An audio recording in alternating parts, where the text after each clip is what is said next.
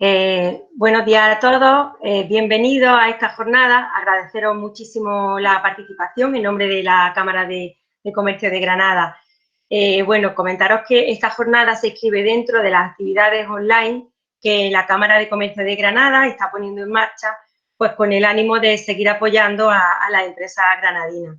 Desde la semana que viene, pues podrán asistir a jornadas de internacional, también webinars del área de formación y un largo etcétera.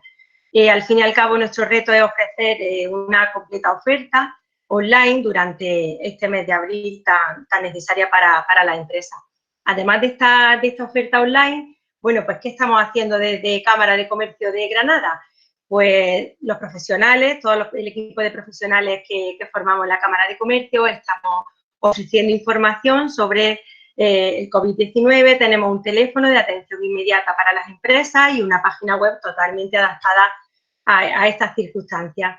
Además de esto, estamos gestionando acciones solidarias, vinculando a empresas solidarias con aquellas necesidades que está presentando la Administración. También estamos ofreciendo asesoramiento para la tramitación de ayudas, como un ejemplo de ello es, por ejemplo, la ayuda de Agencia IDEA. También vamos a celebrar una jornada el próximo viernes en colaboración con Garantia. También tenemos nuevos programas y proyectos para el día en el que la actividad vuelva a reanudarse con toda la red de cámaras españolas. A nivel institucional, también estamos reclamando medidas a la Administración de apoyo a las pymes. En concreto, pues hemos reclamado 29 medidas a los ayuntamientos de la provincia, como por ejemplo aplazamientos de pagos fiscales, bonificaciones, deducciones, pago a proveedores, creación de fondos de contingencia, puesta en marcha de proyectos municipales, como por ejemplo el de grandes ciudades, búsqueda de nuevos fondos europeos, etcétera. En definitiva, ¿qué es lo que buscamos? Creemos que hay que facilitar a las empresas la reactivación cuando finalice pues, la alarma sanitaria. Las empresas necesitan liquidez y sin ella pues, no habrá retorno a la actividad, como es evidente. Además de esta liquidez, por supuesto, las empresas deben afrontar este escenario diferente en otros muchos ámbitos. Y esas son las 5 ideas que hoy nos van a aportar Hispacole en esta jornada. Por supuesto, pues nos enfrentamos a un nuevo escenario laboral, en un escenario, como decía, de falta de liquidez, en el que habrá que encontrar financiación y renegociar deuda, en el que habrá que analizar novedades fiscales y, finalmente, en el que habrá que plantearse otras opciones pues, para dotar de viabilidad a las empresas sin más remedio. Una vez más, pues reiterar que más que nunca la Cámara de Comercio de Granada va a estar al lado de las empresas granadinas, si las que Granada no va a poder salir adelante de esta crisis del COVID-19. Agradecer la asistencia, agradecer, por supuesto, a Hispacole esta oportunidad y, sin más, cedo la palabra al director general de Hispacole, Javier García de La Serrana. Muchísimas gracias. Bueno, todos, gracias a la Cámara, a Sara, gracias por tu trabajo, por el de vuestro equipo. La verdad es que las empresas de Granada están bien con la Cámara de Comercio, a Joaquín Rubio, presidente de la Cámara, Gerardo Cuerva, y también presidente de CEPIME, al que últimamente ha sido porque realmente necesitamos personas como... Bueno, hoy somos prácticos, muy directos, pues porque entendemos que es el momento para hacerlo, ¿no? Ahora mismo estamos en una situación de stand-by en la que no sabemos si adoptar medidas, no adoptarlas, nos asusta todo tipo de decisiones, se están tomando evidentemente en el ámbito laboral, pero hay otros ámbitos en los que tenemos que ponernos mucho las pilas. De ahí que se haya organizado este webinar en el que vamos a analizar 5 puntos. Yo me voy a hacer cargo de 2 de ellos y luego pues mi compañero Juan José se hará cargo de hablar de un apartado que ya ha empezado, como es el tema de la negociación con los trabajadores. Ya ha empezado con el tema de los ERTE por fuerza mayor, por causas económicas, técnicas, organizativas de producción, pero nosotros hoy queríamos hablar de qué pasará el día después, ¿no? El día 1 después del coronavirus, el día 1 después del estado de alerta, qué pasará en el apartado laboral, y ahí es donde encajan figuras que Juanjo pues, podrá hablar, como en la negociación colectiva, el descuelgue salarial y en fin, y cómo planificar la situación económico-laboral a corto o medio plazo como una ventaja estratégica dentro de ese mercado laboral cambiante que se avecina. Como digo, ese apartado se tocará a continuación de que yo hable de los dos que yo voy a analizar. Posteriormente a Juan José hablará mi compañera Cristina Ruiz, que es la directora de nuestro departamento de empresas, de nuestro departamento de fiscalidad, y ella hablará de las consecuencias fiscales, la posibilidad de optimización de la fiscalidad en estos momentos de incertidumbre y, en fin, todas las cuestiones que tanto nos importan en una fiscalidad en la que nosotros el año pasado tuvimos unos supuestos beneficios, unos ingresos, pero este año vamos a tener que tributar conforme a los beneficios del año pasado, sin embargo, con la liquidez de este año. ¿Cómo se compagina una tributación con unos ingresos del año pasado, una liquidez tan baja como la de este año? Y después, ya en último lugar, intervendrá mi compañero Ignacio Valenzuela, que es el director del Departamento de Derecho Mercantil de Hispacoles, que nos hablará del aplazamiento de deudas, nos hablará de una doctrina muy de la que se habla mucho en estos días, que es la doctrina rebus sic stantibus, es decir, la posibilidad de modificar los contratos frente a la doctrina general del cumplimiento de los contratos, ¿no? La pacta sunt servanda, es decir, lo pactado se tiene que conservar, pero en estos momentos pues se habla mucho del concepto de fuerza mayor y cuándo se va a poder paralizar, suspender, resolver los distintos contratos de alquiler, de compraventa de materiales, en fin, de todo eso hablará Ignacio. Y yo me voy a centrar en dos apartados que entiendo importante en este momento, uno porque ya es necesario y otro porque ya es necesario que empecemos a tomarlo en consideración. El primero, que es la refinanciación, ya hace falta empezar a buscarla, empezar a verlo, empezar a analizarlo, pero el segundo, que es la mediación concursal, es algo que tenemos que tener presente, ir conociendo, ir valorando, no pensar, y es muy importante, luego lo podré explicar, no pensar que todo es el concurso, hay otras opciones, hay acuerdos de refinanciación, hay acuerdos extrajudiciales de pago, hay solicitudes de propuestas anticipadas de convenio, intentaré explicar que para nada tienen por qué asustar, ¿no? Sí, empiezo, como digo, con el tema que más nos acucia en este momento, que es el tema de la refinanciación, ¿no? Es decir, ahora mismo más que nunca vamos a necesitar mejorar la financiación de nuestra empresa, y en este sentido pues hay dos apartados, ¿no? Que sería cómo abordar ese reforzamiento de la liquidez desde un punto de vista financiero. Sin más dilación, pues tenemos que hablar de la financiación bancaria, que se está instrumentalizando sobre la base de medidas gubernamentales de fomento a la liquidez, ¿no? Y para renegociar las líneas circulantes de nuestras empresas y resolver las tensiones de liquidez que podemos tener, pues podemos recurrir, como todos sabemos ya, a estas líneas de avales y préstamos ICO que se han instrumentado a través del Real Decreto Ley 8/2020 para el fomento de la liquidez de las empresas por el COVID-19. Pero debemos tener presente que no pueden acceder a este tipo de financiación y que las empresas que se encuentren en estas opciones, que aparezcan en CIRBE como moroso a 31 de diciembre del 2019, o bien que se encuentren en situación de concurso o preconcurso a 17 de marzo del 2020, aunque ya luego volveré a hacer incidencia sobre esto, puesto que es matizable. La financiación en este Real Decreto se establece, se instrumenta a través de préstamos con una amortización entre 1 y 5 años y con carencias y un tipo normalmente fijo en torno al 1,5%. Hay que preparar una pequeña memoria que justifique la necesidad de la financiación solicitada y dote de sentido, pues, para la entidad prestamista atender a la solicitud formulada. Ahí la importancia de esa memoria y la importancia de, bueno, de poder pedir nuestra colaboración a la hora de ayudar esa memoria dada nuestra experiencia.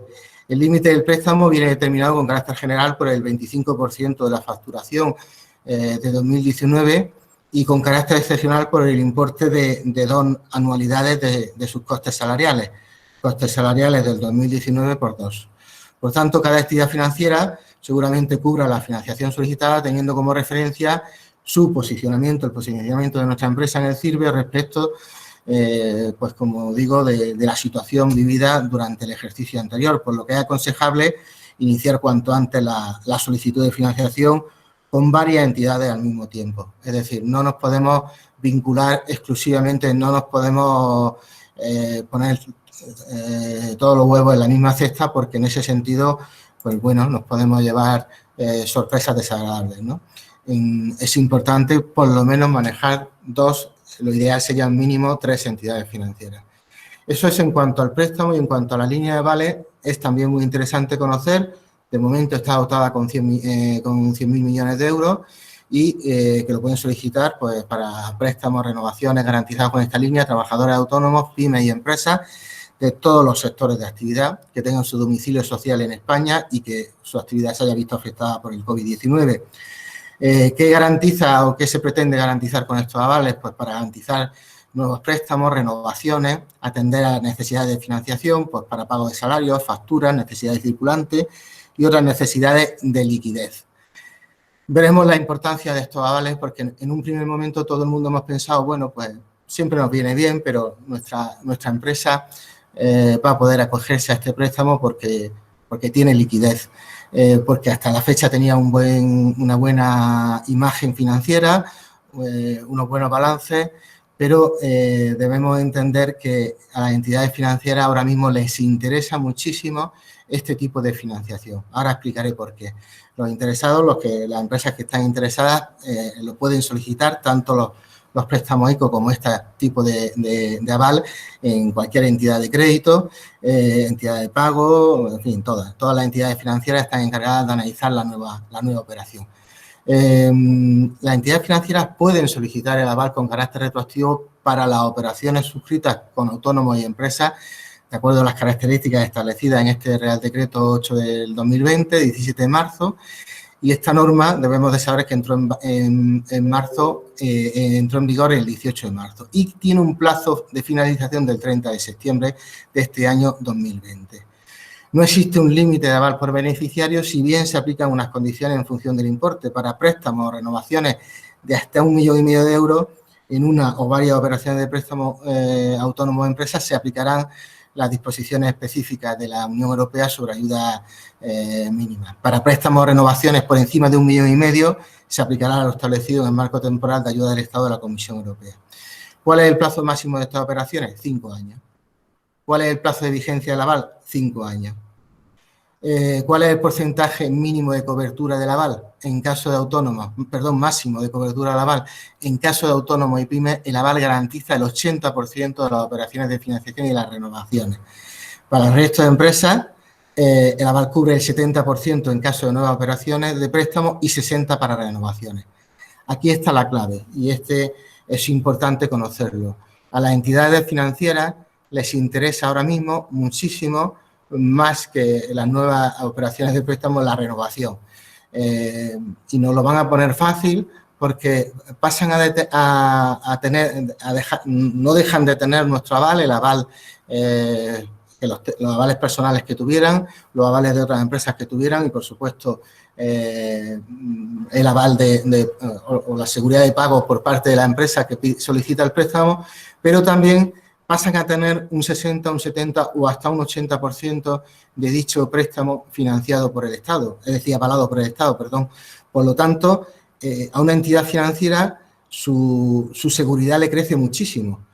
Si anteriormente con nosotros tenía una exposición, pongamos, de 500.000 euros, pues ahora de esos 500.000 euros, 400.000 están garantizados por el Estado.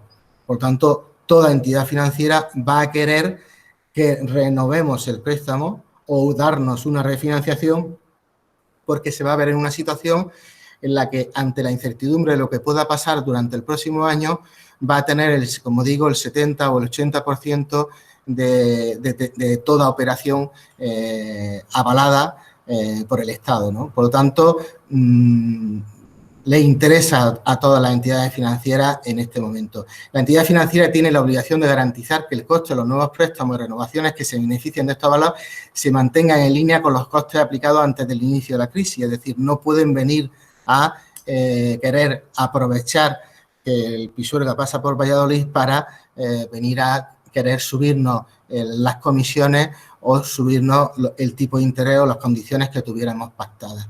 En fin, después de este somero avance de qué es o qué es lo más interesante actualmente, como digo, en la financiación de nuestra empresa vía préstamos ICO o vía afianzamiento, avales, como digo, ahora mismo las entidades financieras están, dijéramos, totalmente predispuestas a refinanciarnos.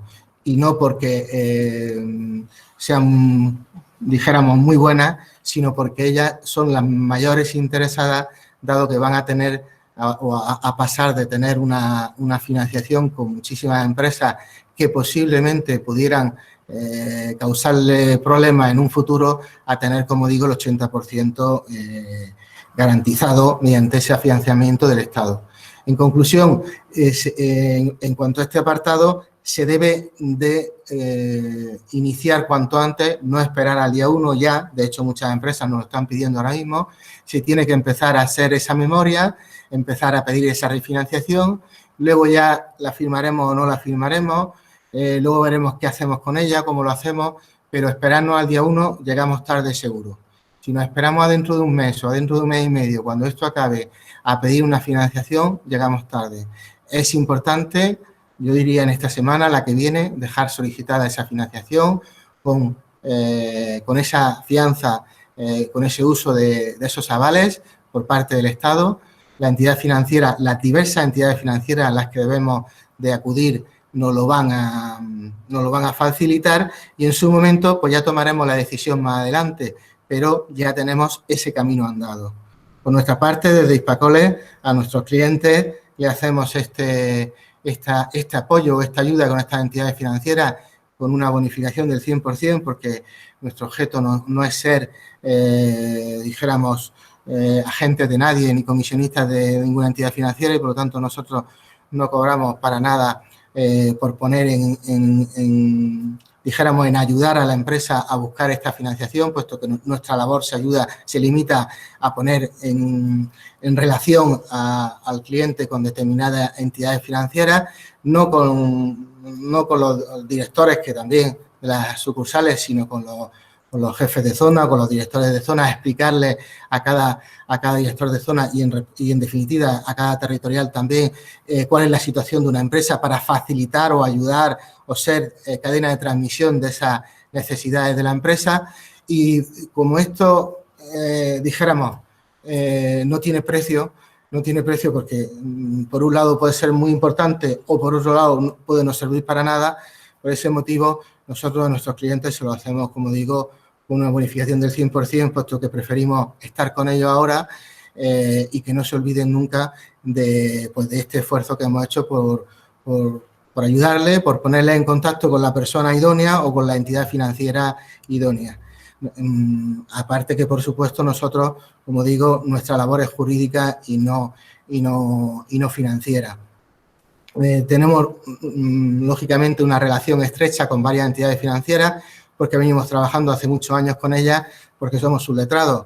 Somos los letrados de Banco Santander, porque lo fuimos durante más de 20 años de Banco Popular y desde hace unos años también lo somos de Banco Santander. Conocemos su forma de pensar, de actuar, su forma de cómo se le deben de plantear las operaciones. Asimismo, con Cajamar nos pasa exactamente igual. Nosotros somos letrados de Cajamar en toda Andalucía, conocemos a esta entidad financiera hace mucho tiempo. Es una entidad financiera está creciendo mucho y que está muy dispuesta a apoyar a la empresa andaluza, a la empresa granadina, a la empresa granadina en particular. La apuesta por esta provincia por parte de Cajamar es muy importante, también por Unicaja, de la que también somos letrados, y por lo tanto, pues son 3 entidades financieras, aparte de otras, que han contactado con nosotros y que también nos ofrecen que hagamos de canalizadores, con las que, como digo, 3 de ellas se tiene que hacer esta solicitud y se tiene que hacer ya. Estamos a vuestra disposición en este sentido. Nosotros solo pretendemos ayudar, demostrar que estamos con vosotros para que no se olvide nunca y el libro de favores engorde, y cuando tengáis cualquier otra cuestión, en ese caso jurídica, sí os acordáis de nosotros y acudáis a nosotros. En este sentido, paso ya al siguiente punto para no demorarlo más, que es el tema de la mediación concursal o del apartado concursal. Tenemos que irnos quitando el miedo en este apartado radicalmente. En España, el concurso hasta ahora, el concurso de acreedores o las distintas posibilidades o figuras que hay, como digo, no todo es la rigidez del concurso. Podemos estar hablando de acuerdos de refinanciación, de acuerdo extrajudicial de pago, en fin, no tiene por qué ser todo llegar al concurso, incluso la figura del preconcurso. Tenemos que perderle, en primer lugar, tenemos que perder el miedo de hablar de ello. Tenemos que ser presentes, tenemos que reconocer que en España el concurso ha fracasado hasta ahora, puesto que el 95% dicen, yo diría que el 98% de las empresas que han ido a concurso han ido a liquidación. Sin embargo, tenemos un vecino muy cercano que es Francia, en el que el 50% de las empresas que van a concurso no van a liquidación, sino que van a convenio. ¿Y cuál es la diferencia? La diferencia es muy importante y ahora tenemos un ejemplo con el COVID-19 fácil de entender.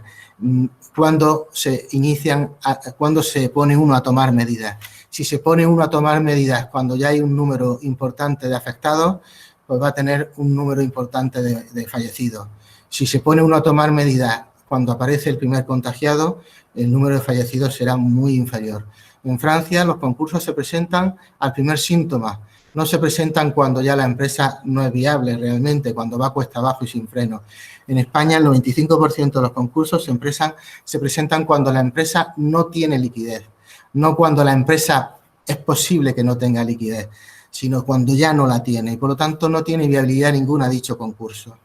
Hasta ahora, todos los procedimientos concursales, desde el año 2008, que fue el boom de los concursos, aunque la ley concursal es de 2004 y entró en vigor en el 2005, realmente empezamos a sentirla y a conocerla en el 2008.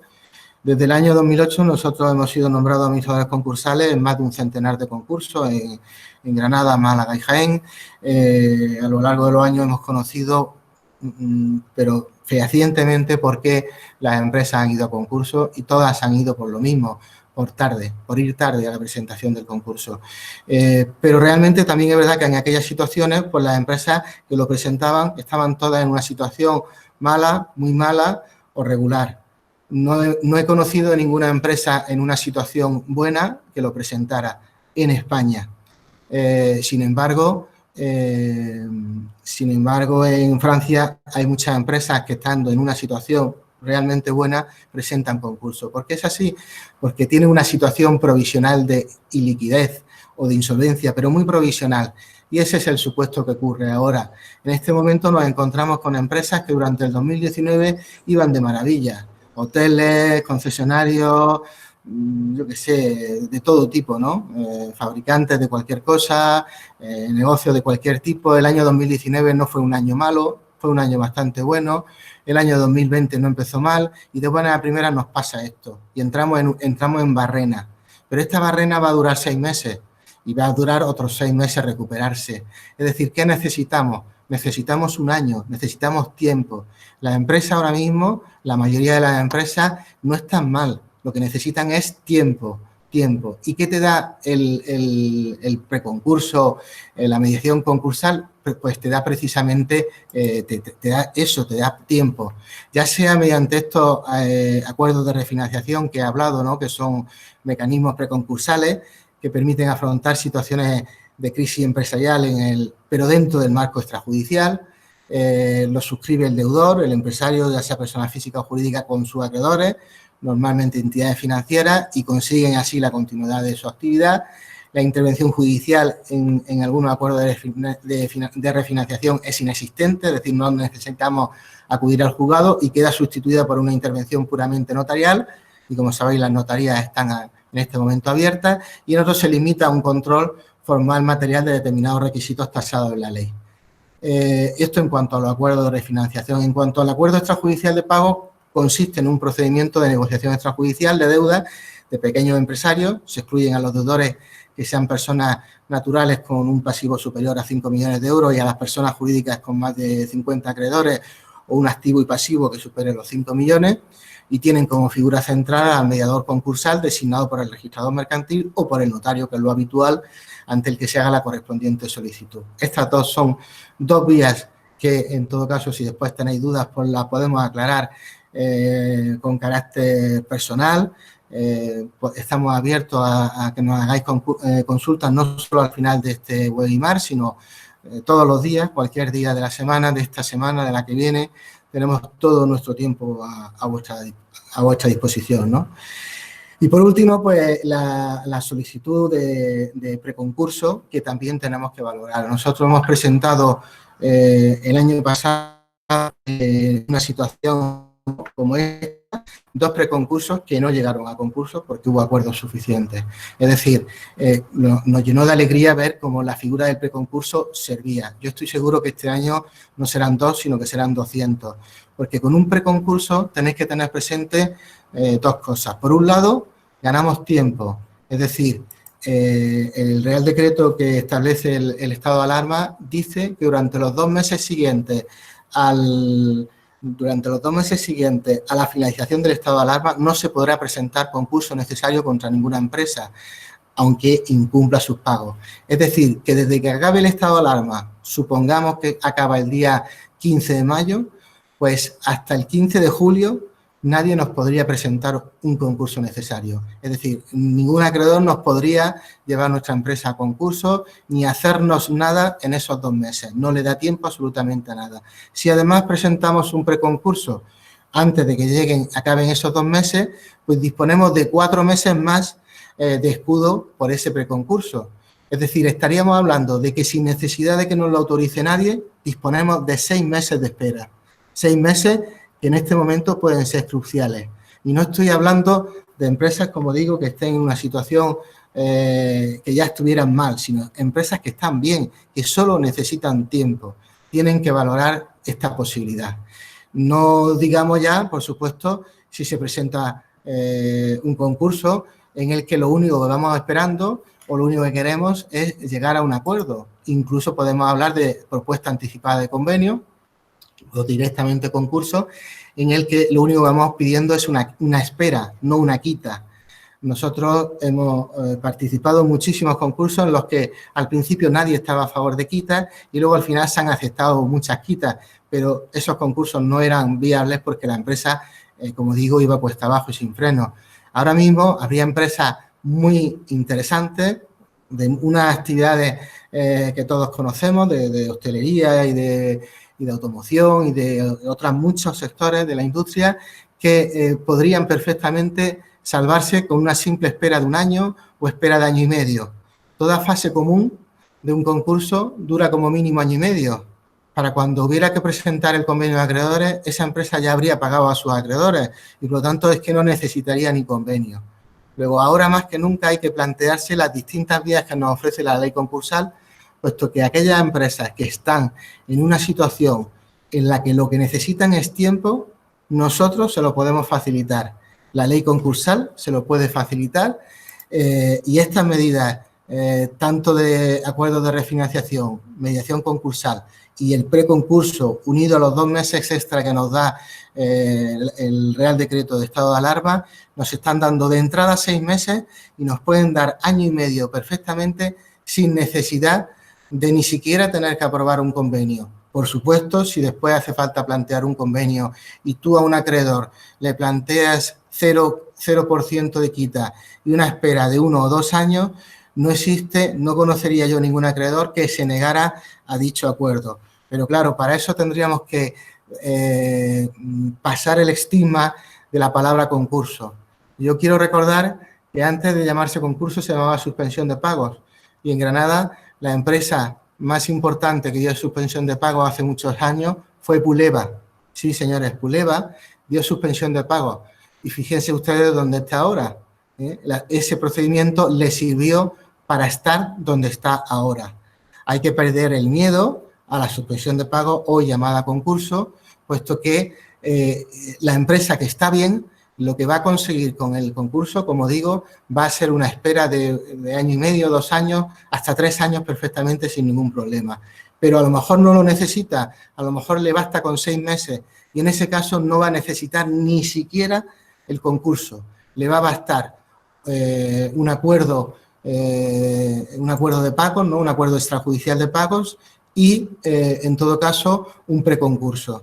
Insisto en 2 ejemplos de 2 empresas granadinas importantes que el año pasado pasaron una situación complicada durante unos meses y un simple preconcurso les valió, ante el miedo de que pudieran presentar concursos, les valió para la segunda cuestión. Primero les he hablado de que teníamos que perder el miedo al concurso. Y la segunda cuestión es que cualquier acreedor, en el momento en el que le trasladas la presentación de un preconcurso o la posibilidad de un acuerdo de refinanciación mediante un acuerdo extrajudicial de pago, cambia la baraja, es decir, cambia la actitud, se da cuenta de que si has presentado preconcurso vas en serio. Este tema no es baladí, no es negarse y, por supuesto, las entidades financieras en ese sentido lo entienden. Y, como digo, el año pasado pues tuvimos dos preconcursos de 2 empresas, una de ellas con una entidad financiera importante que tuvo o aceptó una refinanciación que anteriormente no aceptaba, pero que en esa situación no tuvo más remedio que aceptar, y en otro caso con un crédito, con una deuda importante de superior a los 3 millones de euros, pues se hizo un acuerdo de espera de 5 años, fraccionándolo, que permitió la viabilidad de dicha empresa. Es decir, hay multiplicidad de soluciones en lo concursal que no significan presentar concursos. Aun a esa le tenemos que perder el miedo y entender que, como digo, en Francia el 50% de las empresas que presentan concursos salen adelante sin problemas. Pero si aun esa nos da miedo, estudiemos. De verdad, se lo ruego a todas las empresas, al menos conózcanlo, al menos infórmense, al menos pregunten qué es un acuerdo extrajudicial de pago, qué es un preconcurso, qué me ocurre en un preconcurso, necesito obligatoriamente después pasar a concurso, puedo salir del preconcurso sin que nadie se entere. Yo lo que quiero es que nadie se entere que me he visto en esta situación. ¿Puede ser? Pues sí, puede ser. Se puede pedir perfectamente que un preconcurso no se publicite y, por lo tanto, puede pasar absolutamente desadvertido y sin que se conozca que nuestra empresa ha pasado por esa situación. Si lo que vamos buscando es discreción, con nosotros la van a tener y con nosotros van a tener, como digo, todo ese apoyo y estas 2 medidas que van unidas, la refinanciación con la posibilidad de uso de estas figuras que nos pueden interesar o venir bien para afianzar esa refinanciación, porque el propio banco nos lo puede pedir, ¿no? Acuerdo de refinanciación, acuerdo extrajudicial de pago, solicitud de preconcurso o, en su caso, de propuesta anticipada de convenio. No olviden esa figura, madúrenla, piénsenla, infórmense. Tienen ahora, es el momento, tienen tiempo de sobra ahora para consultarlas, háganlo, tienen nuestro tiempo a su disposición, nuestro móvil, pueden llamar a nuestro teléfono en cualquier momento, al despacho, y todos los compañeros, somos 46 abogados en Hispacole, pueden hablar con nosotros, con cualquiera directamente en estos días para preguntarnos, para simplemente enterarse, informarse, sin más compromiso de ningún tipo. Pero de verdad el momento es ahora. El momento no vendrá dentro de un mes, cuando ya será tarde. Bien, yo con esto acabo esta exposición inicial que me correspondía para hablar de cómo ayudar o cómo podemos echar una mano en esa financiación. Les insisto que nosotros ahí lo único que pretendemos es darle ideas, darle contactos, hablar por ustedes, hacer de embajadores de ustedes ante las entidades financieras, ayudarles en esa refinanciación, recomendarles que es lo mejor, revisar si hace falta esa refinanciación para que realmente cumpla con las normas, para que realmente no les cuelen ningún gol. Esa es nuestra obligación, puesto que nosotros nos debemos a la empresa granadina en este caso, mucho más que a ninguna entidad financiera, y en ese sentido siempre les vamos a avisar de cualquier cuestión que podamos ver que no les interese. Y por contra, también, pues, en caso de que dicha refinanciación no fuera suficiente y necesiten ustedes tiempo, pueden ustedes acudir a esta, dijéramos, vía preconcursal. Pueden ustedes consultarnos cómo ganar 6 meses sin ningún problema. Para esos 6 meses no necesitan ustedes prácticamente nada. Es sencillo, no se lo puede negar nadie.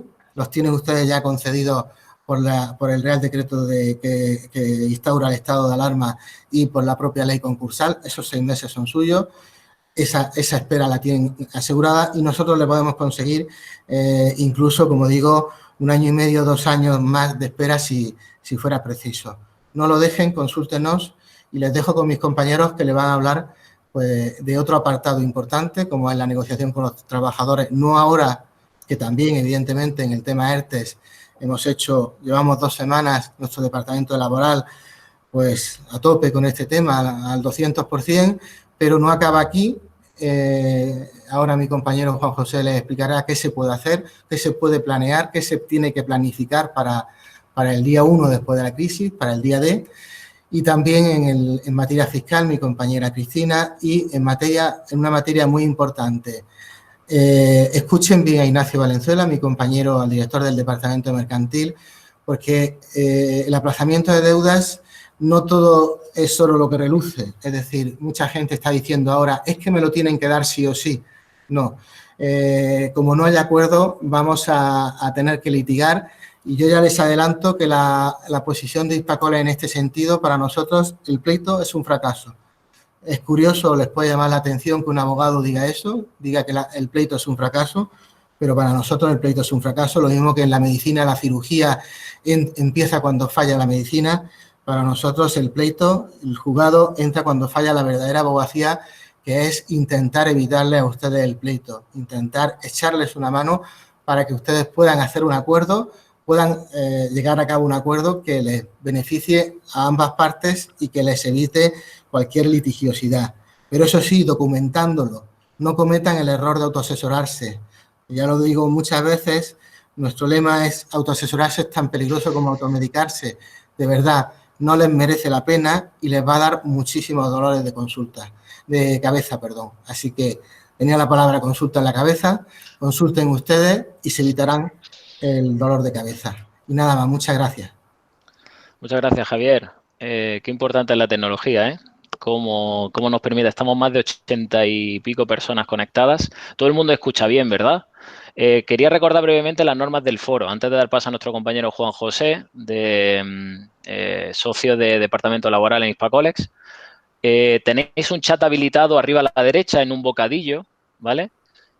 Para que podáis poner si alguien tiene algún problema de no escucha bien. Entiendo que todos estamos escuchando bien. Y más adelante se va a abrir un turno de preguntas donde también a través del chat podéis ir poniéndola e intentaremos contestarlas, ¿de acuerdo? Venga, gracias, Salvador. Vale, pues tiene la palabra nuestro compañero Juan José, Departamento Laboral.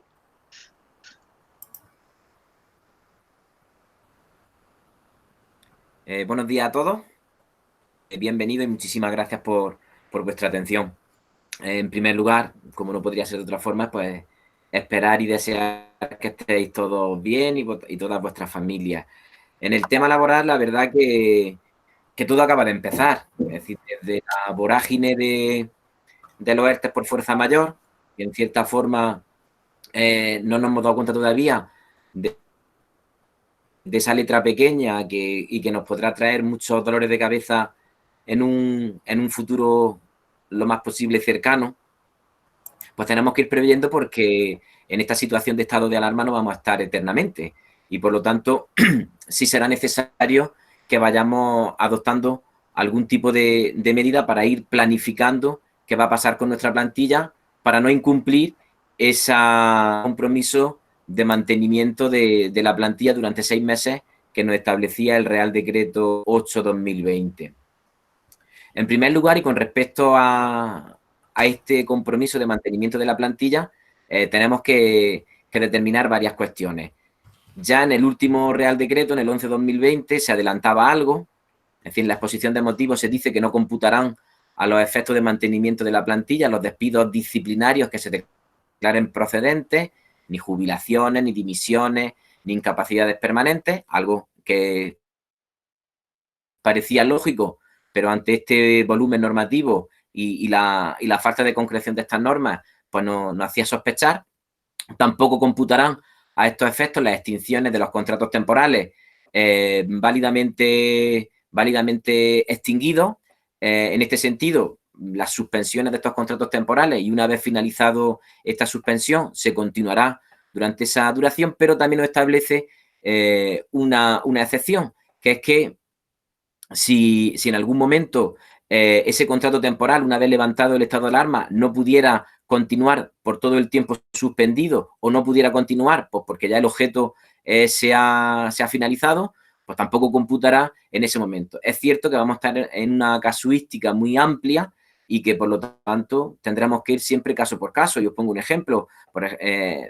Imaginad que habéis contratado un personal de atención al usuario para una exposición durante 2 meses, que empezaba el 1 de abril, del 1 de marzo al 1 de mayo.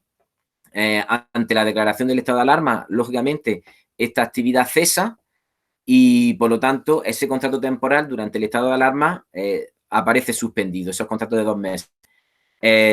A partir de ahí, ¿qué ocurre una vez levantado el estado de alarma? Tendríamos que ese mes y medio aproximadamente que ha estado en suspensión ese contrato, tendría que seguir adelante, pero nos podemos encontrar que esa exposición ya ha finalizado. Por lo tanto, o esa licencia administrativa ha finalizado. Por lo tanto, en ese contrato temporal válidamente se entendería válidamente extinguido. Una vez que haya pasado todo el estado de alarma, ¿qué tenemos que hacer? Ya si están empezando a producirse y a realizarse muchos más ERTE por causas productivas, ya no por el ERTE de fuerza mayor, y aún así ya sí se puede ir avanzando en estas situaciones.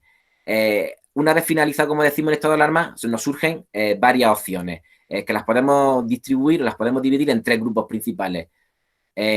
ERTES por otras causas, en un primer momento, negociación colectiva o modificaciones individuales de las condiciones de trabajo. Empezando por esta última, el artículo 41 del Estatuto de los Trabajadores pues así nos lo permite.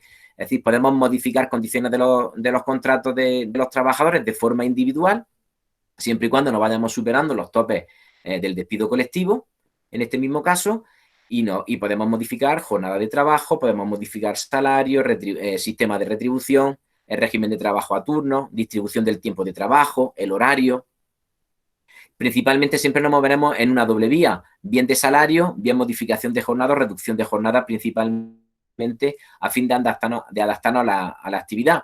Este tipo de modificación no va a suponer ningún tipo de extinción y, por lo tanto, seguiríamos cumpliendo ese compromiso de mantenimiento del empleo.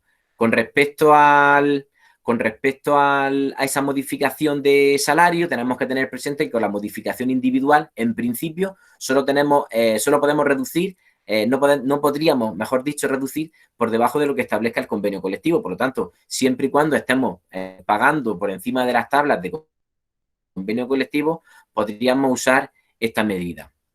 Con respecto a la reducción de jornada individual, también tenemos un problema, que es que en principio, la reducción de jornada supondría transformar un contrato a tiempo completo.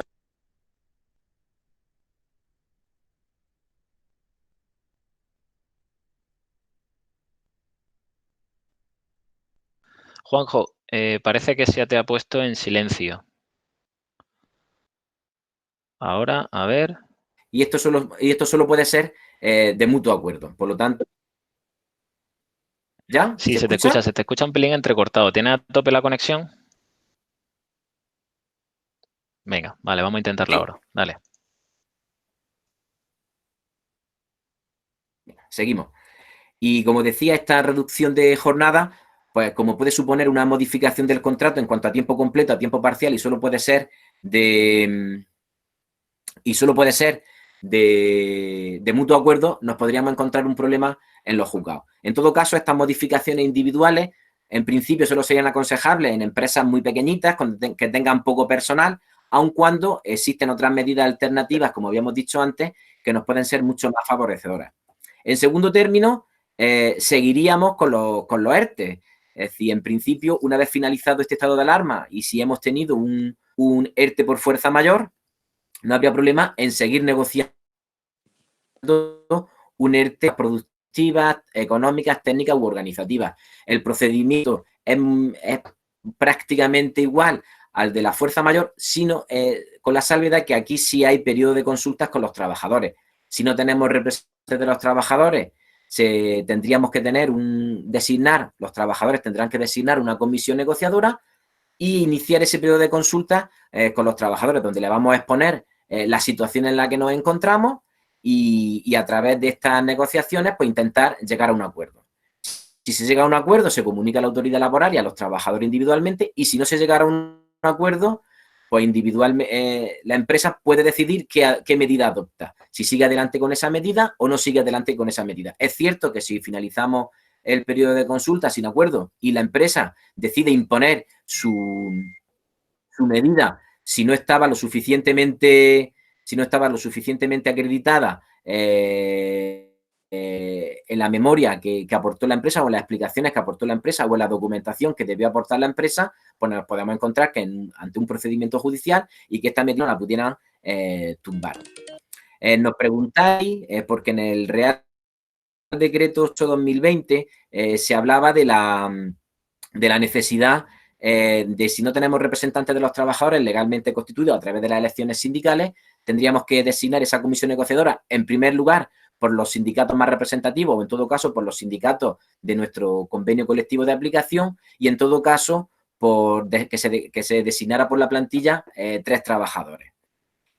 La literalidad de este artículo a nosotros nos hace pensar que no estaríamos obligatoriamente a llamar a los sindicatos para esta negociación, entendiendo que no se establece una obligación en primer lugar de llamar a los sindicatos, y sí podríamos ir directamente a que los propios trabajadores negociaran entre ellos. Es cierto que no sabemos por qué se introducen medidas, entendemos, mucho más restrictivas que los que en el procedimiento de expediente de regulación de empleo que había anteriormente a este Real Decreto 8/2020. Entendemos que dificulta, incluso puede retrasar aún más la negociación por la dificultad de contacto, por el colapso también de los propios sindicatos y, en primer lugar, porque ¿quién mejor que los trabajadores de la empresa para negociar las condiciones y saber en qué circunstancias se encuentran? Tendremos que esperar. Hemos hecho algunas consultas a la Inspección de Trabajo y la Inspección de Trabajo nos está diciendo que consideran que tampoco es esencial ni imprescindible que se trate este tema en primer lugar con los sindicatos y que sí podremos dirigirnos directamente a la comisión negociadora.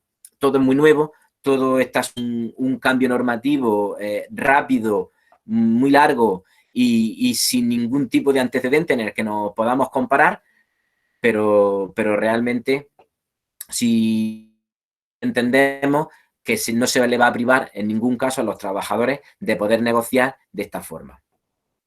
Por último lugar, si nos queríamos centrar en el que creemos que puede ser la medida más importante y que mejor se va a adaptar en un futuro, tanto a corto como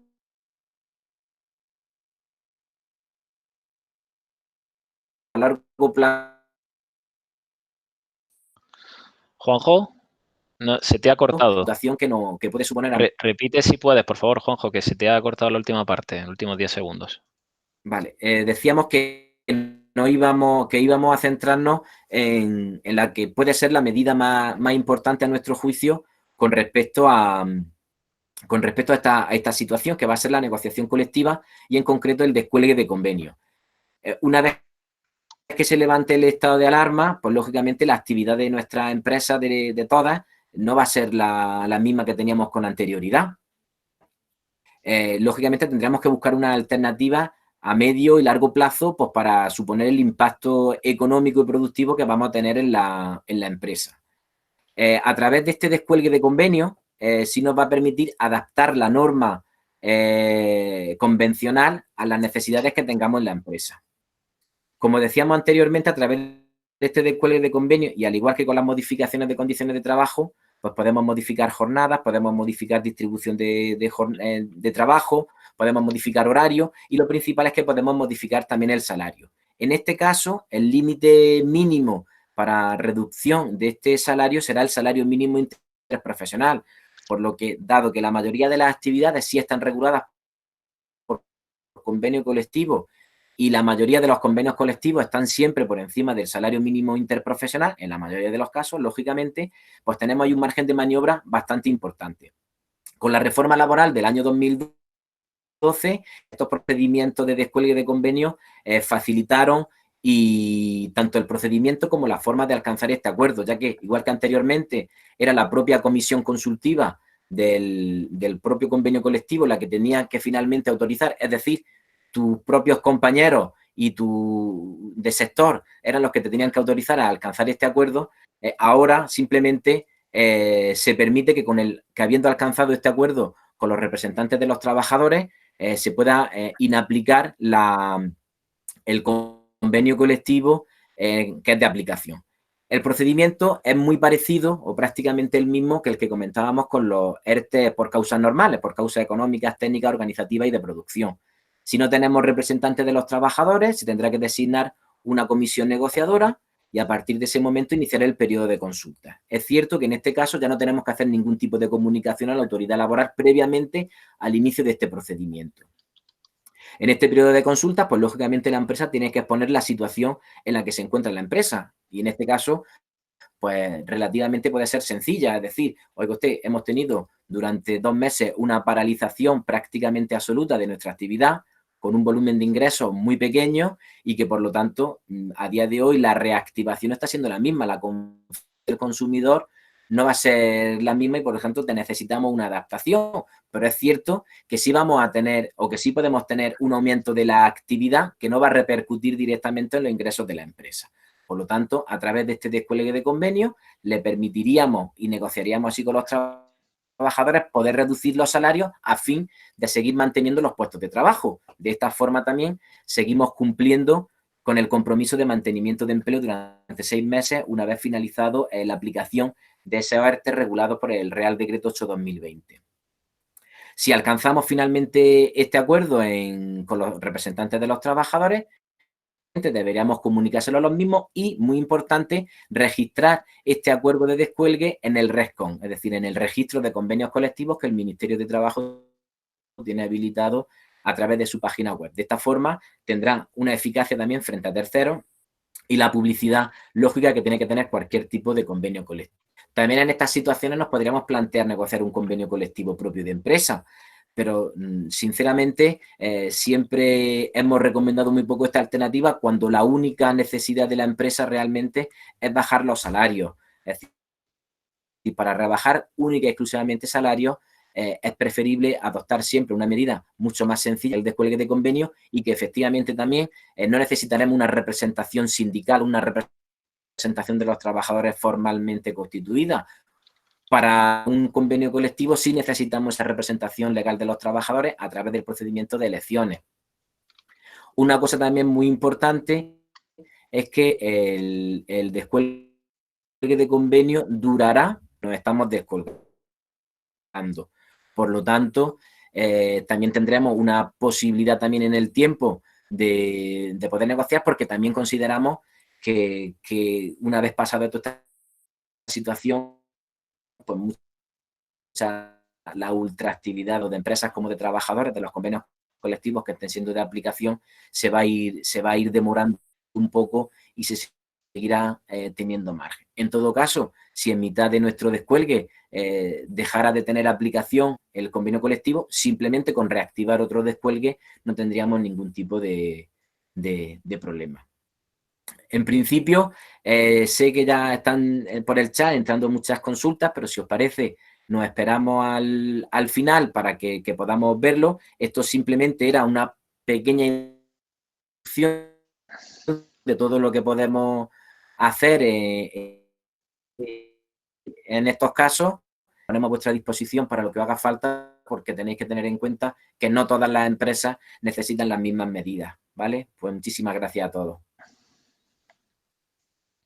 Muchas gracias, Jojo. Bueno, pues seguimos con el foro online, ¿vale? De ahora tiene la palabra nuestra compañera Cristina, del Departamento de Empresas, para ayudarnos con el tema de refinanciación y medidas fiscales y demás. Bienvenida, Cristina.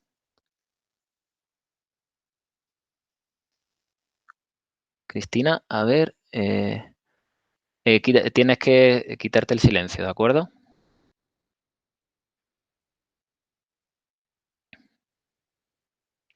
¿Ya? Sí, ahora se te escucha perfectamente. A ver, una cosita para todos los asistentes. La grabación se está realizando, ¿de acuerdo? Entonces, disculpar por ciertos problemas al final estamos todos conectados desde distintos puntos y puede haber problemas en extremo, ¿vale? En cada extremo, digamos, en cada puesto puede haber ciertos problemas de conexión en la wifi, ¿no? Es decir, está todo en casa, los niños, teletrabajo, ya sabemos. Entonces, os pido entendimiento en esta parte y luego, por el otro lado, no os preocupéis porque toda la grabación, ¿vale? La estamos haciendo con el sistema de Hangouts Meet. Entonces, luego podréis repasar cada punto de la parte laboral, lo que ha comentado Javier, Cristina, ¿vale? A ver si... Es verdad que se te ha escuchado un poquito a veces entrecortado, Juanjo. Esperemos que la grabación la revisaremos y esperemos que se entienda mejor la grabación. De todas formas, ya sabéis que están a vuestra disposición para cualquier consulta, ¿de acuerdo? Venga, Cristina. Gracias, Pedro. Bueno, pues buenos días a todos y gracias por escucharnos. Espero que a mí me escuchéis perfectamente y sin problema. Bueno, yo en mi exposición la había estructurado en dos partes. Una primera parte quería hablaros de forma muy general de todos los cambios y modificaciones en materia fiscal que se han sucedido en todos estos reales decretos de estos últimos días. Y luego, en segundo lugar, quería hacer una serie de recomendaciones o de propuestas a efecto de mejorar esa tributación de cara a que todo esto pase. Con respecto a las modificaciones, desgraciadamente no han sido muchas, luego lo comentamos si queréis.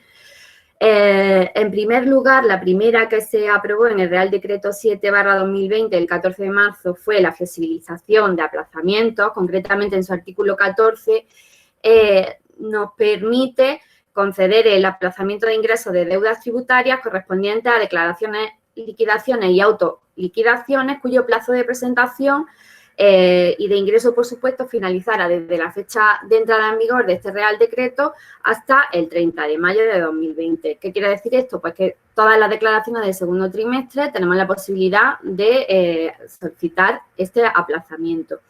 Lo que pasa es que este aplazamiento tiene algunos requisitos que cumplir. En primer lugar, debemos tener en cuenta que sigue vigente el límite de los 30.000 euros para solicitar el fraccionamiento o aplazamiento sin necesidad de aval bancario o aval personal.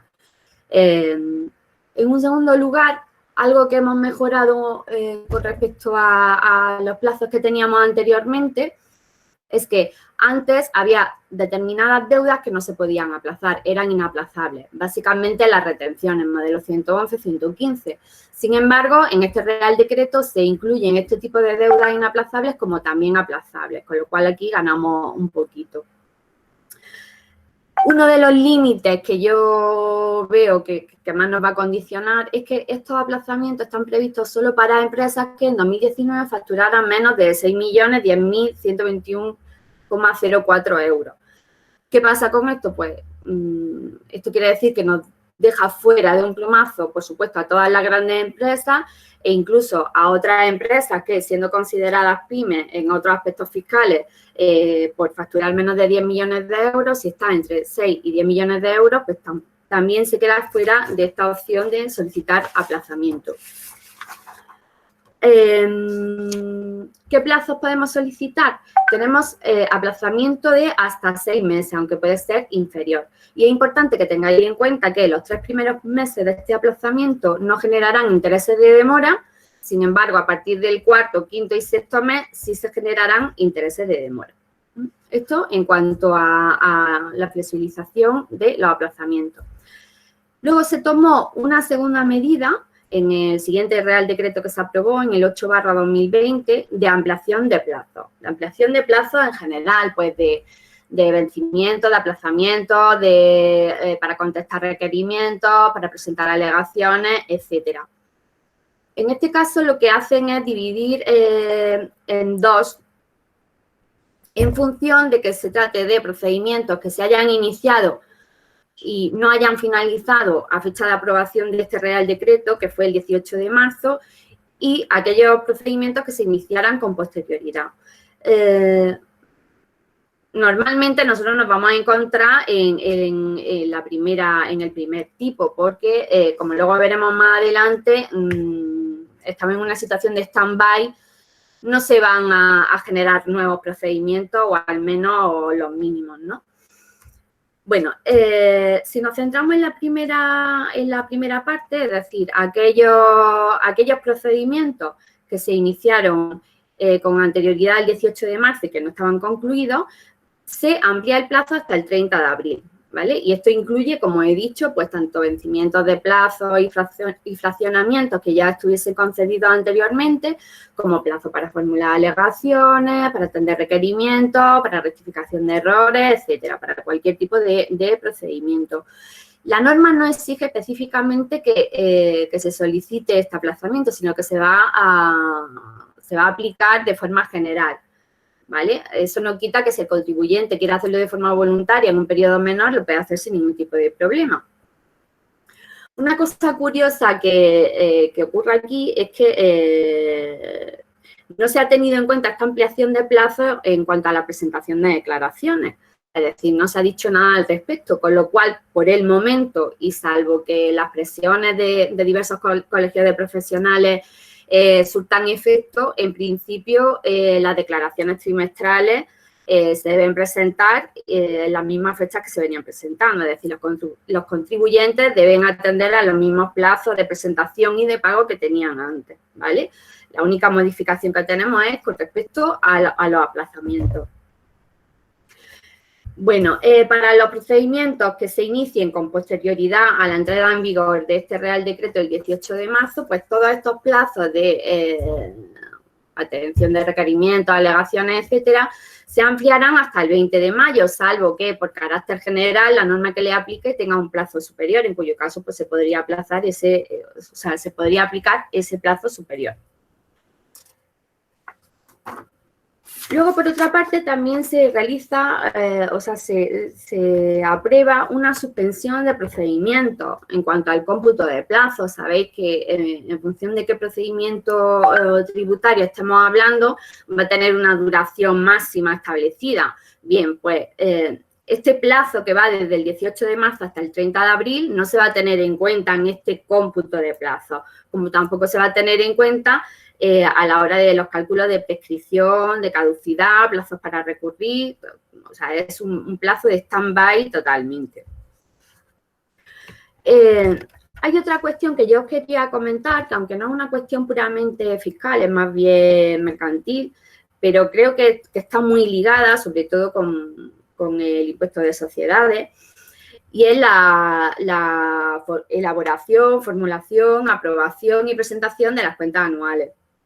Hasta el momento ya sabéis que teníamos los 3 primeros meses después del cierre del ejercicio, que solía coincidir con los meses de enero, febrero y marzo, se realizaba la formulación de cuentas, luego los 3 meses siguientes se realizaba la aprobación de las mismas y en el siguiente mes, que solía coincidir con el mes de julio, se realizaba el depósito de las cuentas anuales. Pues bien, estos plazos también se han suspendido, de tal forma que el plazo de estos 3 primeros meses de formulación de cuentas se reanudará de nuevo cuando la alarma. ¿vale? Y de ahí empezaremos a contar otros 3 meses más para su aprobación y el mes para el depósito, con lo cual este año nos vamos a ir casi a final de año para el depósito de cuenta.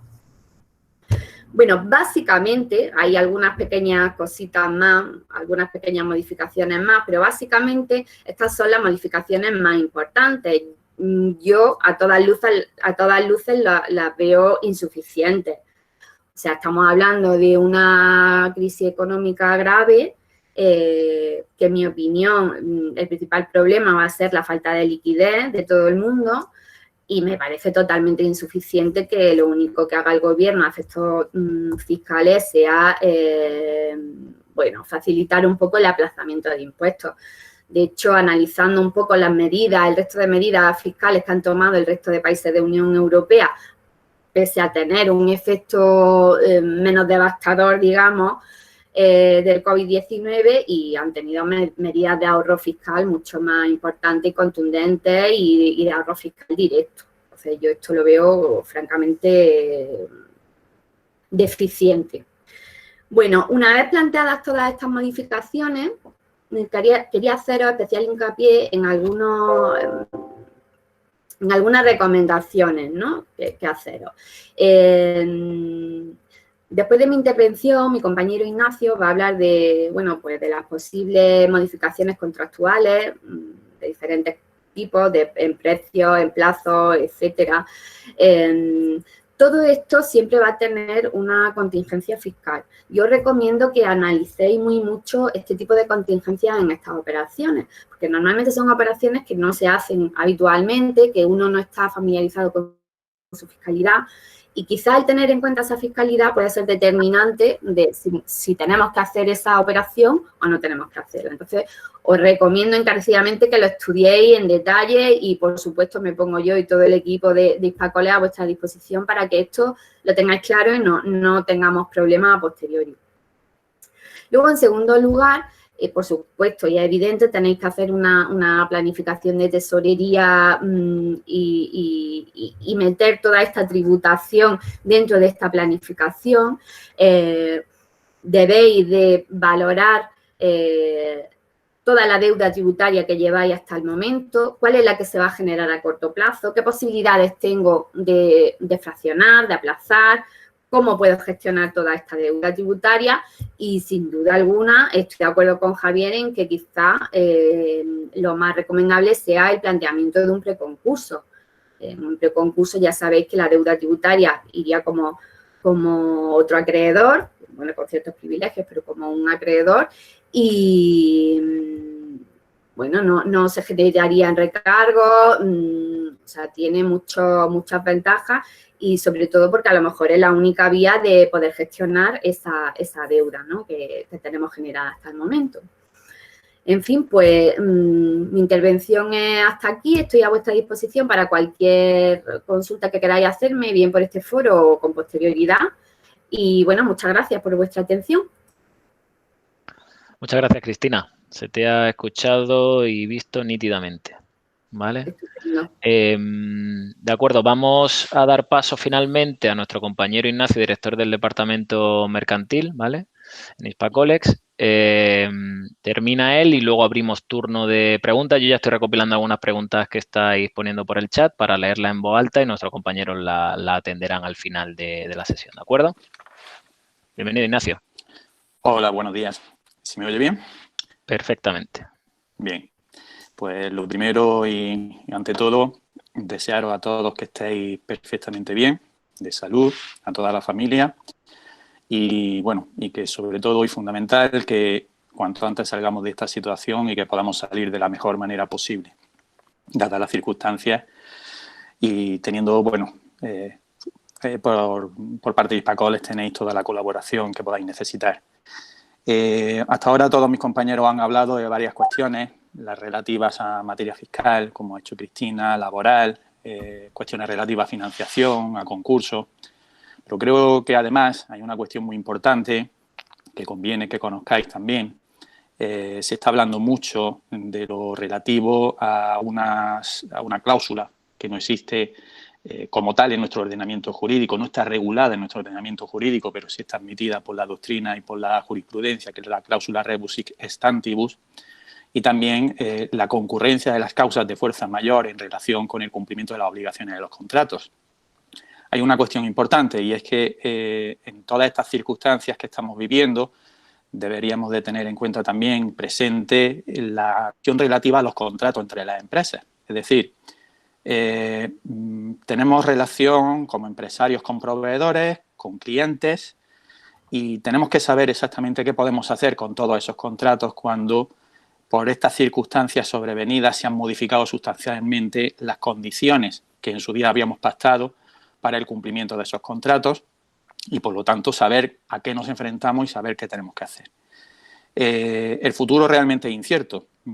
Sabemos que esto va a afectar considerablemente a los negocios, va a afectar a la contratación, va a afectar a la liquidez y, en general, todo esto va a afectar a la subsistencia de las empresas. De lo que se trata ahora mismo es de conocer todos los mecanismos que tenemos disponibles para poder afrontar de la mejor manera posible la situación, recuperar cuanto antes la actividad y tratar de volver cuanto antes a la normalidad.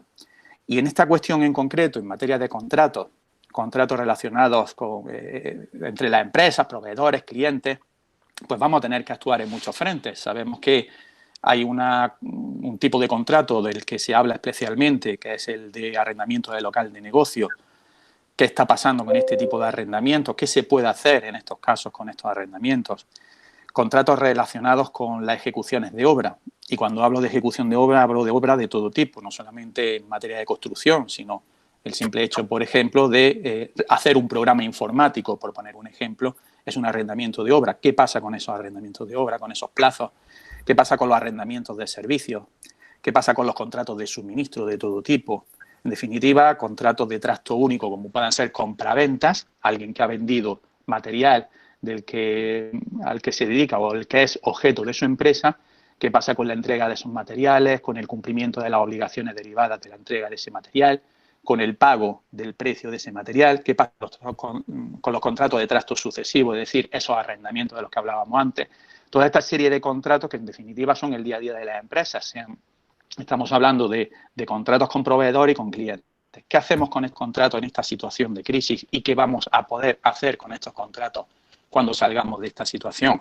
Sabiendo y siendo conscientes de que ha venido una serie de cambios, se ha venido produciendo a consecuencia de esta crisis sanitaria, se ha venido produciendo una alteración sustancial de las obligaciones de estos contratos, y ante esa alteración sustancial tenemos que saber qué podemos hacer. Sabemos que ha habido una legislación en esta época, o se ha legislado por la vía del Real Decreto Ley para tratar cuestiones relativas a la actividad económica, pero sí debo decir que de esos Reales Decretos Ley relativos a esa actividad económica, el decreto 8/2020 de 17 de marzo y el posterior 11/2020 de 31 de marzo, esos decretos no han legislado absolutamente nada en esta materia, es decir, en cuestiones relativas a la contratación entre empresas, en cuestiones relativas a los contratos de empresas con clientes. No se ha legislado absolutamente nada, no se ha dicho nada, no se ha hablado de reestructuraciones de deuda, no se ha hablado de medidas para regularizar la situación. Ha habido cuestiones muy puntuales que sí se han tocado en esos reales decretos legislativos que son relativas en algunos puntos a cuestiones relativas a autónomos, a empresas, pero de cosas muy específicas. Es decir, si alguien ha tenido ocasión de ver esos reales decretos ley, pues se habla del tema de contratos de préstamos no hipotecarios, se habla de modificación de contratos de suministro, de agua, de luz, de gas, contratos con los consumidores, ahí sí hay una protección específica a los consumidores y, por lo tanto, empresas que tengan o su cliente sea el consumidor, pues se ha tratado algunas cuestiones de este tipo. Habréis oído todo hablar pues de las relativas, por ejemplo, al tema de los gimnasios. ¿Qué pasa con las cuotas periódicas que se van abonando? ¿Qué pasa con las residencias de estudiantes? Sí son esas cuestiones las que se han tocado en estos reales decretos legislativos, pero como digo, el resto de cuestiones que pueden afectar a los contratos y a la relación entre empresas no se ha tocado absolutamente nada. Y como no se ha tocado absolutamente nada, pues nos tenemos que ir a las normas generales de nuestro ordenamiento jurídico, es decir, a lo que hemos tenido hasta ahora, antes, y que seguiremos teniendo después de sanitaria. ¿Y qué nos encontramos en nuestro ordenamiento jurídico sobre estas cuestiones? Pues bueno, lo primero y fundamental, que los contratos hay que cumplirlos, esa es la regla y el principio básico del que tenemos que partir, y a partir de ahí, y analizando todo lo que ha venido, todo lo que ha supuesto esta crisis sanitaria, lo primero y fundamental va a ser tener que negociar, en la mayoría de los casos, los contratos, tratando esa negociación desde la óptica de la buena fe, que se supone que debe existir en todo momento y más en situaciones como esta. De lo que se trata, en definitiva, va a ser de tratar de restablecer el equilibrio de las prestaciones entre las partes contratantes. Ese equilibrio seguramente en muchos casos se ha roto en arrendamientos de servicios, en cuestiones relativas, por ejemplo, a los precios. Sabemos que cuando salgamos de esta situación es muy probable que los precios que habíamos pactado inicialmente cuando el contrato se firmó no van a ser los precios que tengamos ahora de materias primas, de transporte, etcétera. Posiblemente se alteren esos precios de tal manera que se produzca ese desequilibrio importante en las prestaciones de las partes. También sabemos que vamos a tener que reestructurar deuda, vamos a tener que aplazar deuda. Si nos habíamos comprometido a unos pagos en un periodo de tiempo determinado, la situación que vamos a tener después de posible iliquidez va a obligar posiblemente a tener que llegar a acuerdos en materia de plazo de pago de deuda.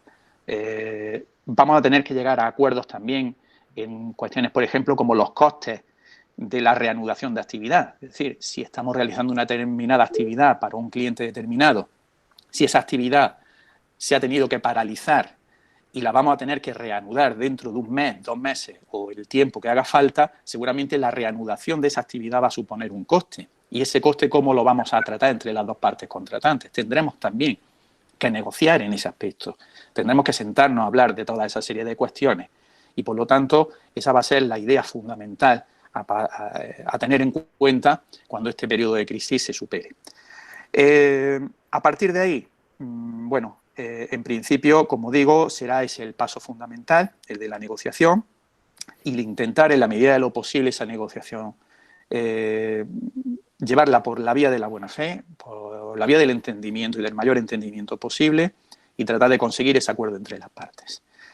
Y solamente en el supuesto de que esos acuerdos no sean posibles, y esperemos que sí lo sean, y de lo que se trata en definitiva es de que nos sentemos a negociar y todos entendamos la situación y busquemos las mejores soluciones posibles. Pero si esa vía del acuerdo no es posible, si no alcanzamos ese acuerdo, como decía, se viene hablando de dos cosas, de la teoría o de la cláusula rebus sic stantibus y de la causa de fuerza mayor como medidas a alegar para poder justificar no ya el incumplimiento de las obligaciones, sino al menos la modificación de los contratos, los términos pactados de los contratos. Pero sí me gustaría, y antes de analizar esas cuestiones de la causa de fuerza mayor y la cláusula rebus sic stantibus, sí me gustaría trasladar una idea que creo que es muy importante tenerla siempre en cuenta y presente. La idea fundamental es que esa aplicación de esa causa de fuerza mayor y de esa doctrina rebus sic stantibus es siempre restrictiva, es excepcional. Y como restrictiva y excepcional es el último recurso, el último remedio al que podremos acudir si no conseguimos ese acuerdo previo. No es algo que podamos imponer obligatoriamente y necesariamente a la otra parte contratante. Es decir, aquí tenemos dos partes que han pactado, que han firmado un contrato, que tienen una serie de obligaciones, y si esa obligación no la podemos cumplir por estas causas de fuerza mayor, pensemos que eso no lo podemos imponer a la otra parte contratante. Tenemos que tener muy claro eso, y tenemos que tener muy claro que si no se alcanza el acuerdo, ni siquiera alegando esa causa de fuerza mayor, nos vamos a tener que ir a los tribunales. Y son los tribunales los que van a decidir sobre la aplicación o no aplicación de esa causa de fuerza mayor o de esa doctrina rebus sic stantibus para justificar el que no se cumpla la obligación o que se modifiquen las condiciones del contrato. Nos vamos a tener que ir a los tribunales necesariamente si eso es así, y por lo tanto que tengamos todos la idea muy clara de que no es algo que podamos imponer a la otra parte contratante. ¿Y por qué? Pues si analizamos los requisitos que se dan para que podamos alegar la causa de fuerza mayor o la cláusula rebus sic stantibus, veremos por qué razón es así. Para poder entrar a analizar esa causa de fuerza mayor como causa justificar el no cumplimiento de las obligaciones, antes de entrar en ello tenemos que entrar en otro principio fundamental que ya he anunciado anteriormente, y es que los contratos se tienen que cumplir. Hay un latinismo que es pacta sunt servanda, que significa los pactos se han de cumplir. Por tanto, ese es el principio básico y fundamental en nuestro ordenamiento jurídico. Si hemos firmado un contrato, estamos sujetos y obligados a su cumplimiento. Y no solamente estamos obligados a su cumplimiento, es que cuando firmamos un contrato y nos obligamos a determinadas cosas, estamos asumiendo los riesgos que se puedan derivar de ese contrato, del cumplimiento de ese contrato y de las condiciones pactadas en ese contrato. Esa regla es fundamental y es la primera que va a regir siempre. El contrato hay que cumplirlo. Ahora bien, cuando el contrato se ha alterado sustancialmente sus condiciones, ese principio cede ante los casos fortuitos o la fuerza mayor. Y esos casos fortuitos, esa fuerza mayor, son las que vienen a justificar posteriormente, de manera excepcional, la posibilidad de que ese contrato no lo cumplamos o tengamos que modificar su contenido. El Tribunal Supremo, cuando trata los casos de fuerza mayor, tiene en cuenta una serie de requisitos fundamentales, como son, en primer lugar, que esa fuerza mayor sea algo imprevisible en el momento de la contratación y que esa causa de fuerza mayor impida por sí misma la prestación de las obligaciones del contrato. Que hablemos de la crisis sanitaria, del COVID-19, como circunstancia imprevisible en el momento de la contratación es algo que parece lógico. Sí, yo creo que todos estaremos de acuerdo en que esta crisis sanitaria se considera esa causa imprevisible que ha representado esa modificación de las circunstancias del contrato. Ahora, lo que no está tan claro es que en todos los casos podemos negar esto como una causa que impide el cumplimiento de las prestaciones. Y voy a poner un ejemplo muy sencillo. En un arrendamiento de obra que pueda consistir en la ejecución de una obra de construcción de una vivienda, de un edificio, ahí sí podemos decir que el hecho de que se haya suspendido la actividad de la construcción por no ser esa actividad esencial en esta crisis sanitaria, pues sí puede justificar, por ejemplo, que si no hemos dado un plazo en el contrato para el cumplimiento de esa obligación, ese plazo tengamos que alargarlo, tengamos que prolongarlo. Y eso sea una causa de fuerza mayor que tendremos que negociar o servir de negociación para justificar que el plazo que teníamos para ejecutar esa obra se tenga que alargar en el tiempo. Ahí sí se produce, entendemos, una causa de fuerza mayor que es imprevisible y que por sí misma está impidiendo la prestación y puede permitir modificar ese contrato en ese sentido, en el plazo de ejecución. Pero un arrendamiento de obra también es, por ejemplo, hacer un programa informático para una empresa que nos lo ha encargado, para gestionar sus recursos humanos, para gestionar su actividad, para lo que sea. Podríamos decir lo mismo en este caso, podríamos decir que esta crisis sanitaria impide ejecutar ese trabajo e impide el plazo o cumplir el plazo que se había pactado en el contrato. Es posible que ahí sea más complicado decir que esta crisis sanitaria está impidiendo eso. ¿Por qué? Pues porque si podemos teletrabajar, si el programa se desarrolla con el uso del ordenador, con el trabajo en casa incluso, si todo eso se puede hacer de esa manera, va a ser mucho más complicado que podamos justificar en ese caso que esta crisis sanitaria me ha impedido cumplir el plazo. Por tanto, habrá que tener en cuenta, en definitiva, como dice el Tribunal Supremo, esas dos circunstancias, esos dos requisitos fundamentales, que sea imprevisible y que nos impida realizar la prestación. E insisto en que es algo tan excepcional el aplicar estas causas de fuerza mayor para justificar el incumplimiento, que eso se va a mirar con lupa. Y se va a mirar con lupa por esta razón que estamos explicando, porque en definitiva no todos los contratos están impedidos de ejecución cuando se ha producido una crisis como esta. Otra de las doctrinas que se aplican, la llamada cláusula rebus sic stantibus, de la que también entiendo que la mayoría habrán oído hablar, es una doctrina que, como decía, no está regulada en nuestro ordenamiento jurídico, pero que sí está admitida por la jurisprudencia de los tribunales y por la doctrina más consolidada. La cláusula rebus sic stantibus es un latinismo que significa estando igual las cosas. A lo que hace referencia es al hecho de que cuando hemos firmado un contrato teníamos una serie de condiciones en el momento de la firma del contrato que son las que han determinado las obligaciones que hemos asumido en ese contrato.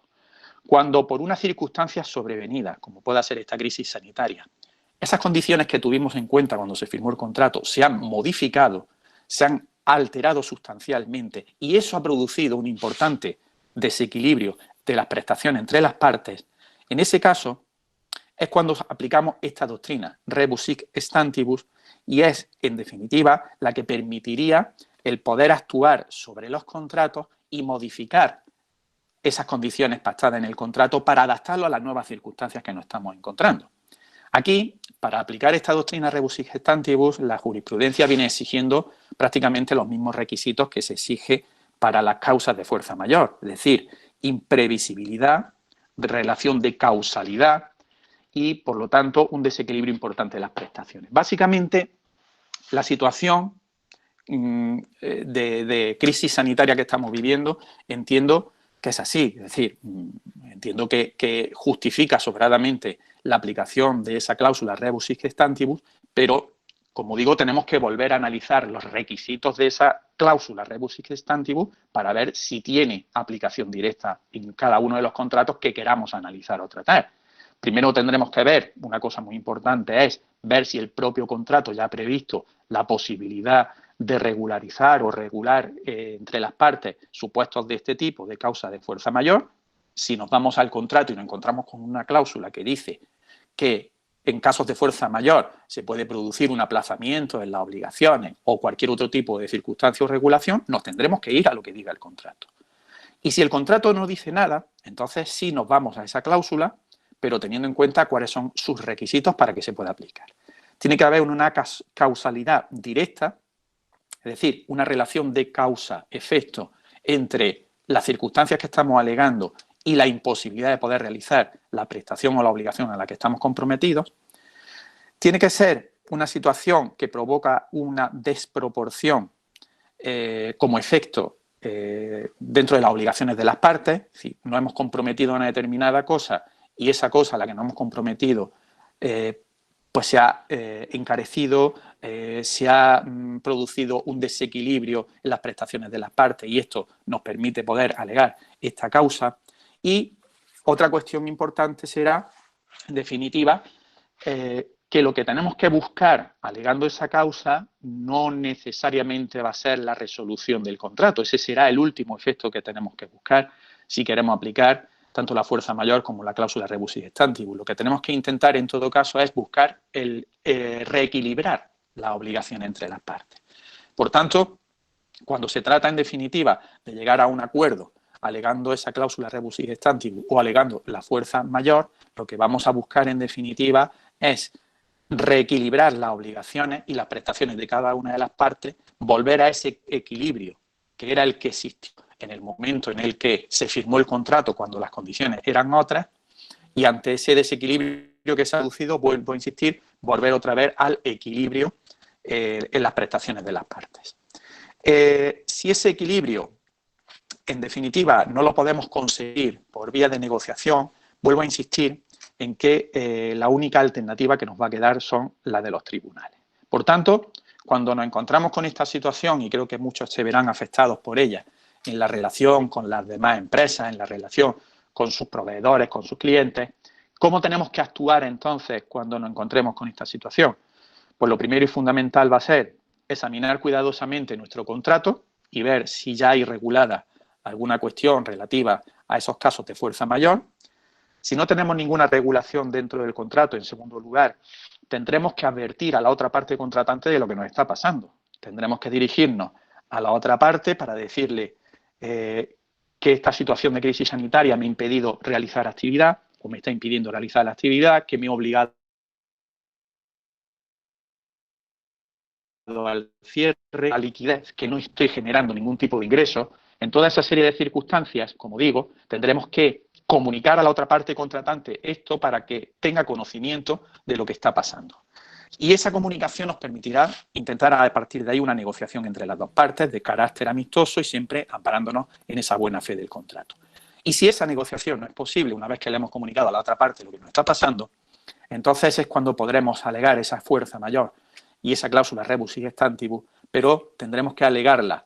Insisto que para intentar primero una negociación con ese planteamiento y con esas circunstancias y a partir de ese momento también si no hay esa posibilidad, pues tendremos que acudir necesariamente a los tribunales para poderla aplicar. Y hay una cosa muy importante en todo este proceso. Si vamos a tener que acudir a los tribunales para que nos reconozca ese derecho, a que se revisen las condiciones del contrato o, en el peor de los casos, que se tenga que resolver el contrato por imposible cumplimiento, los tribunales van a verificar, van a fiscalizar eso que estamos alegando. Y es importante que a partir de ya tengamos claro que para poder alegar eso en los tribunales debemos de prepararnos, debemos de preparar documentalmente y justificar de todas las formas posibles estas circunstancias y estos requisitos para que el tribunal nos reconozca ese derecho. Porque el tribunal va a verificar, primero, que exista esa situación sobrevenida, creo que en eso estamos todos de acuerdo. En segundo lugar, que era un hecho imprevisible en el momento de celebrarse el contrato, creo que ahí prácticamente todos estarán de acuerdo en que eso es así. También habrá que verificar que se haya producido una alteración sustancial y grave de las circunstancias del contrato en el momento de su cumplimiento, y antes he puesto un ejemplo donde se puede ver que no siempre va a poderse justificar esa alteración sustancial de las circunstancias que lleven o que motiven la imposibilidad de su cumplimiento. Tendremos que verificar que el contrato no ha previsto o no ha contemplado esa posibilidad de aplicar una fuerza mayor, una causa de fuerza mayor para justificar el incumplimiento, que todo eso haya producido un desequilibrio grave de las prestaciones y, finalmente, que busquemos, como decía, el restablecimiento del equilibrio prestacional. No vayamos a los tribunales a pedirle directamente la resolución del contrato sin más. Esa será la última consecuencia cuando el cumplimiento de la obligación resulte absolutamente imposible. Tendremos que buscar primero el restablecimiento del equilibrio prestacional. Y cuando encontremos ese restablecimiento del equilibrio tendremos una sentencia en ese sentido. Pero insisto que si esto es por vía judicial, va a llevar su tiempo, va a llevar pues lo que es la tardanza o la duración de los procedimientos judiciales, y no conviene llegar a ese punto. Conviene, en todo caso, una negociación previa donde todos seamos conscientes de que es más importante o es mejor o es preferible llegar a un acuerdo que no tener que recurrir a esta vía. Pero recurramos a esta vía solo y en el supuesto de que sea o resulte imposible ese acuerdo. Por tanto, y ya para terminar, simplemente trasladar una serie de conclusiones relacionadas con todo lo que he venido comentando. Primera conclusión es que en la legislación que se está dictando no hay regulación ninguna en esta cuestión relativa a contratos de carácter civil y mercantil entre empresas, con proveedores y en muchos casos con clientes. Por tanto, deberemos atender a nuestro ordenamiento jurídico, a las reglas generales de nuestro ordenamiento jurídico para regularizar toda esta situación. Otra idea fundamental, que los contratos hay que cumplirlos y esa es la regla primera de la que debemos de partir, que para llegar a este punto deberemos intentar en la medida de lo posible una negociación entre las partes, que si esa negociación no resulta posible podremos alegar la fuerza mayor y esa cláusula rebus sic stantibus, pero insistiendo mucho en que es una aplicación de la cláusula restrictiva y excepcional. Y por último, que se tendrá que analizar cada caso en particular para ver si es posible aplicar esa doctrina y, llegado el caso de que sí, que todo momento nos planteemos que lo que tenemos que intentar es buscar el equilibrio de las prestaciones, el poder volver en definitiva a una normalidad en el equilibrio de las prestaciones y, por lo tanto, el intentar que se solucionen los problemas mediante esa vía de la negociación. Para eso, por parte de Hispacoles, nos tenéis a vuestra disposición para que podamos analizar cada caso en concreto, para que podamos ver la casuística de cada uno y a partir de ahí pues poder iros orientando de la mejor manera posible sobre cómo actuar, si cabe esa posibilidad, si cabe esa negociación y en qué términos plantear la negociación. Y cuestiones, en definitiva, pues como ha dicho, por ejemplo, mi compañera Cristina, qué repercusión va a tener eso desde el punto de vista fiscal, desde el punto de vista de la financiación y, sobre todo, intentar, en la medida de lo posible, llegar a un acuerdo porque entiendo que es una circunstancia y una situación excepcional. Necesitamos que todos aceptemos y que, por lo tanto, de la mejor manera posible podamos llegar a acuerdos con todas las partes. Nada más y a vuestra disposición para cualquier cuestión o duda que podáis tener al respecto. Muchas gracias. Muchas gracias, Ignacio, por tu intervención, súper interesante. Vale, vamos a pasar rápidamente, nos estamos quedando ya sin tiempo. Vale, vamos a pasar rápidamente a las preguntas, ¿vale? A los ponentes voy a invitar a que, si os parece bien, en base a las preguntas que han puesto en el chat, ¿vale? Que tenemos habilitado en el sistema, hagáis un breve cierre, resumen, intentando recopilar, es decir, en la medida de lo posible, no más de 3 minutitos, ¿vale? No os preocupéis, por favor, asistentes, se van a contestar a las preguntas, ¿vale? Hay un buzón habilitado, lo he puesto por el chat, que es dudascoronavirus@camaragranada.org, ¿de acuerdo? Para atender todas las consultas. Además, ya tenéis, es decir, tenéis las líneas de contacto telefónica y demás por si, sin ningún problema, podréis hablar por teléfono con los compañeros. Entonces, dudas que no sean contestadas, no os preocupéis, ¿vale? Y vamos a contestar, si os parece, empieza Juanjo, ¿no? Hay bastantes preguntas sobre los ERTE, sigue habiendo dudas, entonces si puedes intentar ser conciso con esa parte e intentar resumirlo de la mejor forma, Juanjo.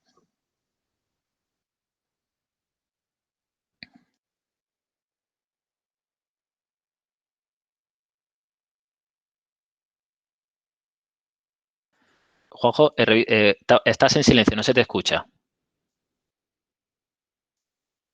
Ahora, en relación a los ERTE y por las consultas que había, en relación a esos ERTE por causas económicas, técnicas, productivas de organización, ahí la duración de esos ERTE no está vinculada al mantenimiento del estado de alarma. Es como si están los de fuerza mayor. Por lo tanto, en ese tipo de ERTE la duración se puede pactar por más tiempo, meses, incluso. Y también tendremos que jugar luego con esos 6 meses del mantenimiento del empleo. Luego es que lo que estoy viendo es que hay bastantes consultas y creo que preferiría ir contestando una a una más que hacer un resumen, porque creo que de las consultas abarcan bastantes aspectos. Básicamente, único es que a fuerza mayor va a durar a que esté el estado de alarma y nos permite menos flexibilidad que un ERTE por causas técnicas, organizativas, económicas o productivas, que sí nos permite más margen de maniobra en el tiempo. No tenemos la bonificación y la exención de seguridad social, pero sí nos permite más margen de actuación. Y por una pregunta también que había, que si se te puede denegar, se están denegando, y se están denegando bastante, no muchísimo, pero sí más de los que nos pensamos, y es cierto que la mayoría de los casos estamos llegando a la conclusión de que se están denegando porque la memoria que se ha puesto o bien no era específica o directamente algunos que ni habían hecho memoria, y sobre todo también porque la administración está siendo excesivamente escrupulosa en el CENAE que usa la empresa, una actividad que puede o no puede parar o tiene o no tiene que parar. Por lo tanto, insistimos que es fundamental hacer una buena memoria explicativa de nuestra situación concreta, que muchas veces nuestro CENAE no se ajusta a lo mejor del todo a una actuación específica en algún centro de trabajo. Vale, muchas gracias, Juanjo. Para Cristina Ruiz había algunas preguntitas sobre, oye, cómo solicitar aplazamientos fiscales a deuda antes de marzo, o temas de financiación sobre avales ICO, los plazos que manejamos en la presentación de cuentas anuales, memoria, impuestos de sociedades y demás. Sí, ¿me escucháis todos? Sí, perfectamente. Estupendo. Bueno, digo lo mismo que Juanjo, voy a intentar contestar lo más rápido posible a las preguntas que he visto más, que se han repetido más, y el resto pues lo contestaremos por vía correo electrónico. Bien, hay algunos que nos consultan sobre los aplazamientos de seguros sociales. Debo decir que el artículo al que yo he hecho referencia dentro del Real Decreto el 7/2020, lo que habla es del aplazamiento de deudas tributarias. No habla en absoluto ni nada de las deudas de la seguridad social. Sé que a veces se mezclan los términos, pero son deudas de distintas naturalezas. Entonces, solo, exclusivamente, deudas de naturaleza tributaria. Hay otra consulta en cuanto a si existe la posibilidad de solicitar aplazamientos de deudas anteriores a marzo. Pues depende de la fecha. En principio, el artículo se centra exclusivamente en deudas cuyo ingreso finalice en el periodo desde el 18 de marzo hasta el 30 de mayo. Ese es el periodo de la deuda que se podría aplazar. No obstante, si es una deuda anterior, pues quizás se puede intentar el aplazamiento. Pero, en fin, ya no en función de este artículo.